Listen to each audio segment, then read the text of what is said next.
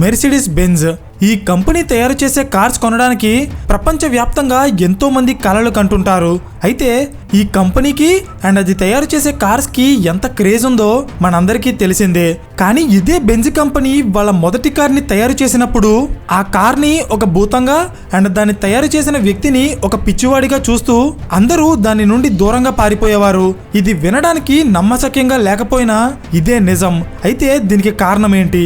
ఎవరైతే ఫ్యూచర్ ని కరెక్ట్ గా ప్రిడిక్ట్ చేయగలుగుతారో వాళ్ళు వాళ్ళ చుట్టూ ఉన్న సమాజం ఏమంటున్నా ఎంత క్రిటిసైజ్ చేస్తున్నా పట్టించుకోకుండా వాళ్ళు చేసే పని మీదే కంప్లీట్ గా ఫోకస్ చేసి వచ్చే ప్రతి అవకాశాన్ని క్యాష్ చేసుకుంటూ $1 బిలియన్ కంపెనీస్ నిర్మిస్తారు. అయితే ఇది ఎందుకు చెప్తున్నానో మీకు ముందు అర్థమవుతుంది. మనలో చాలా మంది మెర్సిడెస్ బెంజ్ అనేది ఒకే కంపెనీ అనుకుంటారు, కానీ అది నిజం కాదు. రోల్స్ అండ్ రాయ్స్ అనే 2 డిఫరెంట్ కంపెనీలు కలిసి ఎలా అయితే రోల్స్ రాయ్స్ కంపెనీగా మారాయో అలాగే మెర్సిడెస్ అండ్ బెంజ్ అనే 2 డిఫరెంట్ కంపెనీలు కలిసి మెర్సిడెస్ బెంజ్గా ఏర్పడ్డాయి. సో ఈ కేసులో మొత్తం 3 స్టోరీస్ ఉంటాయి. 1 Mercedes, 2 Benz and 3 Mercedes Benz. ప్రతి స్టోరీ కూడా చాలా ఇంట్రెస్టింగ్గా అండ్ సినిమా స్టోరీకి ఏ మాత్రం తీసిపోకుండా ఉంటుంది. సో వీలైనంత ఈజీగా చెప్తాను, జాగ్రత్తగా వినండి. Hello everyone, welcome to today's video and this is your friend Surya. 1871లో కార్ల్ బెంజ్ అనే ఒక 19 ఏళ్ల కుర్రాడు జర్మనీలో మెకానికల్ ఇంజనీరింగ్ చదువుతున్నారు. ఆయనకి చిన్నప్పటి నుండి ఆటోమొబైల్స్ అంటే చాలా ఇష్టం. ఆ ఇంట్రెస్ట్ వల్లే ఆయన కాలేజ్ డేస్ నుండి మెకానిక్స్ గురించి డెప్త్గా తెలుసుకుంటూ కొత్త వస్తువుల్ని కనిపెట్టడానికి రీసెర్చ్ చేస్తూ ఉండేవారు. కార్ల్ బెంజ్కి ఉన్న ఒక డ్రీమ్ ఏంటంటే ఎప్పటికైనా ఒక కార్ని తయారు చేయాలి.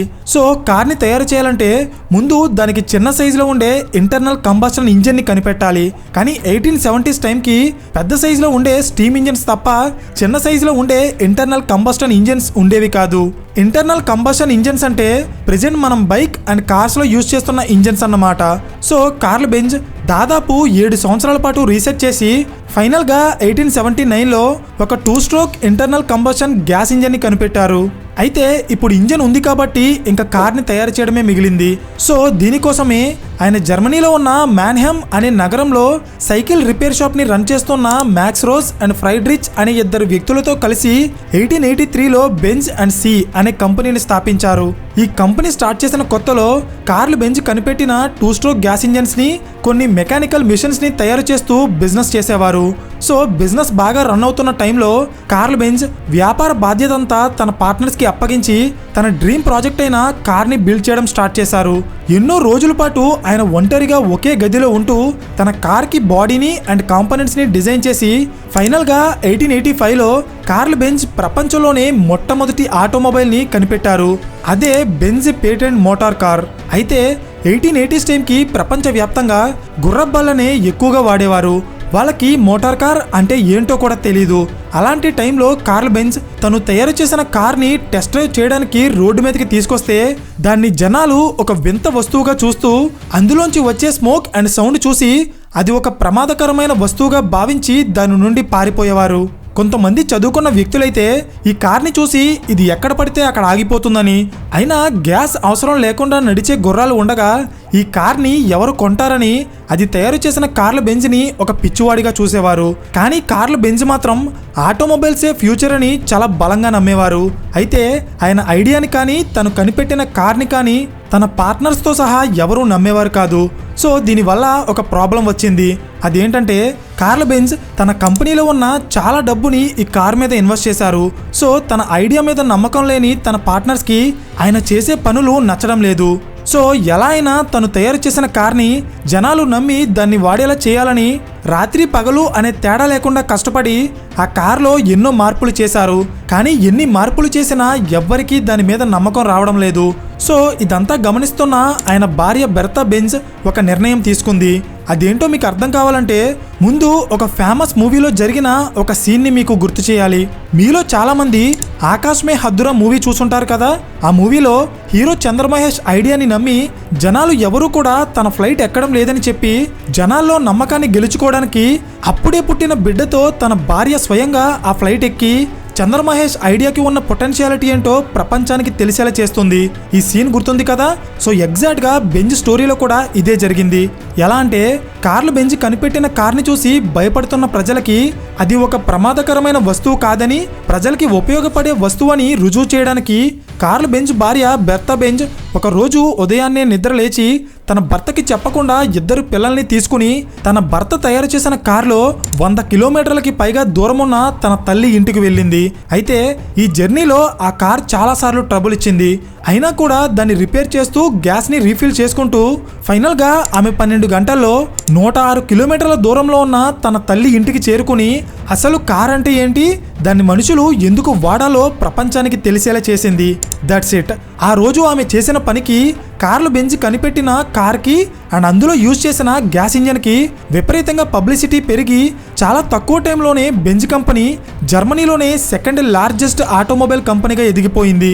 ఈ ఇన్సిడెంట్ తర్వాత కార్ల్ బెంజ్ తన కార్స్లో ఇంకా కొత్త టెక్నాలజీని యూజ్ చేసి ఫైనల్గా 1893లో ఫస్ట్ టైం 4 చక్రాలు ఉండే ఒక కార్ని తయారు చేశారు. అదే బెంజ్ విక్టోరియా. అండ్ ఈ కార్ అప్పట్లో చాలా పెద్ద సక్సెస్ అయింది. దీని తర్వాత బెంజ్ కంపెనీ కార్స్ని లార్జ్ స్కేల్లో ప్రొడ్యూస్ చేసి 1890s టైంకి ప్రపంచంలోనే అతిపెద్ద కార్ ప్రొడ్యూసింగ్ కంపెనీగా చాలా వేగంగా గ్రో అవుతూ వచ్చింది. అయితే ఇక్కడ పాయింట్ ఏంటంటే కొత్తగా కార్స్ తయారు చేస్తూ బెంజ్ కంపెనీ ఎంత వేగంగా ఎదుగుతుందో అంతకంటే వేగంగా అదే దేశంలో ఉన్న మరొక కంపెనీ కూడా ఎదుగుతుంది. అదే డామ్లర్. 1890లో గాట్లిబ్ డామ్లర్ అండ్ విల్హెమ్ మేబ్యాక్ అనే 2 వ్యక్తులు జర్మనీలో డామ్లర్ మోటారాన్ గ్యాసెల్షాఫ్ట్ అనే కంపెనీని స్థాపించారు. ఈ కంపెనీ కూడా సేమ్ బెంజ్ కంపెనీ లాగే ఆటోమొబైల్ కార్స్ ని తయారు చేస్తుంది. అయితే 1901లో ఇమిల్ జెల్నిక్ అనే ఒక రిచ్ బిజినెస్ మ్యాన్ తనకి రేసింగ్ మీద ఉన్న ఇంట్రెస్ట్ తో డామ్లర్ కంపెనీని రిక్వెస్ట్ చేసి ఒక స్పోర్ట్స్ కార్ ని తయారు చేయించి దానికి తన కూతురు పేరు పెట్టుకున్నారు. అదే మర్సిడెస్. ఈ మర్సిడెస్ కార్ అప్పట్లో ఎన్నో రేస్ ఈవెంట్స్లో గెలిచి ప్రపంచవ్యాప్తంగా ఎంతో గుర్తింపు తెచ్చుకుంది. అండ్ అదీ కాకుండా ఈ మర్సిడెస్ కార్ల్ బెంజ్ తయారు చేసిన బెంజ్ కార్ కంటే కూడా చాలా అడ్వాన్స్డ్గా అండ్ లగ్జరీగా పెద్ద సైజులో ఉండేది. సో దీనివల్ల కస్టమర్స్ అంతా కూడా బెంజ్ కంపెనీ కార్స్ కంటే డామ్లర్ కంపెనీ తయారు చేసే కార్స్ని ఎక్కువగా కొంటున్నారు. సో ఇది గమనించిన కార్ల్ బెంజ్ పార్ట్నర్స్ మెర్సిడెస్ కార్కి వస్తున్న పాపులారిటీని చూసి మనం కూడా ఒక రేసింగ్ కార్ని తయారు చేద్దామని కార్ల్ బెంజ్కి సజెస్ట్ చేశారు. కానీ దానికి కార్ల్ బెంజ్ ఒప్పుకోలేదు. ఎందుకంటే ఆయన దృష్టిలో కార్ అంటే స్లోగా అండ్ ప్రశాంతంగా జర్నీ చేసే వెహికలే కానీ ఎక్కువ సౌండ్ చేస్తూ స్పీడ్గా వెళ్తూ జనాన్ని భయపెట్టే వాహనం కాదు. సో దీని కారణంగానే కార్ల్ బెంజ్ తన కంపెనీలో స్పోర్ట్స్ కార్స్ని తయారు చేయడానికి ఒప్పుకోలేదు. కానీ డామ్లర్ కంపెనీ కొత్త స్పోర్ట్స్ కార్స్ని తయారు చేస్తూ బెంజ్ కంపెనీ బిజినెస్ని దెబ్బతీయడంతో ఫైనల్గా బెంజ్ కంపెనీ కూడా స్పోర్ట్స్ కార్స్ని తయారు చేయడం స్టార్ట్ చేసింది. కానీ అప్పట్లో అవి పెద్దగా సక్సెస్ అవ్వలేదు. సో దీనివల్ల బెంజ్ కంపెనీ రోజుకి ఇంకా వర్స్ట్ సిచ్యువేషన్కి వెళ్ళిపోయేది. కానీ ఎలా అయినా మళ్ళీ ఈ కంపెనీని పైకి తీసుకురావాలని 1908లో కార్ల్ బెంజ్ ఒక స్పోర్ట్స్ కార్ని లాంచ్ చేశారు. అదే 200 HP బ్లెడ్జ్ అండ్ బెంజ్. ఈ కార్ మార్కెట్లో మంచి సక్సెస్ కొట్టి మళ్ళీ బెంజ్ కంపెనీని మార్కెట్ లీడర్ని చేసింది. అయితే 1908 నుండి 1914 వరకు బెంజ్ అండ్ డామ్లర్ కంపెనీస్ రెండూ కూడా ఆటోమొబైల్ బిజినెస్లో ఒకరితో ఒకరు పోటీ పడుతూ చాలా వేగంగా ఎదుగుతున్నారు. కానీ అదే టైంలో అనుకోకుండా ఒక సంఘటన జరిగింది. అదే వరల్డ్ వార్ 1.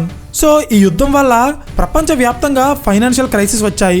ఎన్నో కంపెనీలు భారీ నష్టాలు ఎదుర్కొంటే కొన్ని కంపెనీలు అయితే కంప్లీట్గా మూతపడిపోయాయి కూడా. అండ్ ఈ సిచ్యువేషన్ నుండి డామ్లర్ అండ్ బెంజ్ కంపెనీలు కూడా తప్పించుకోలేక భారీ నష్టాల్లో మునిగిపోయాయి.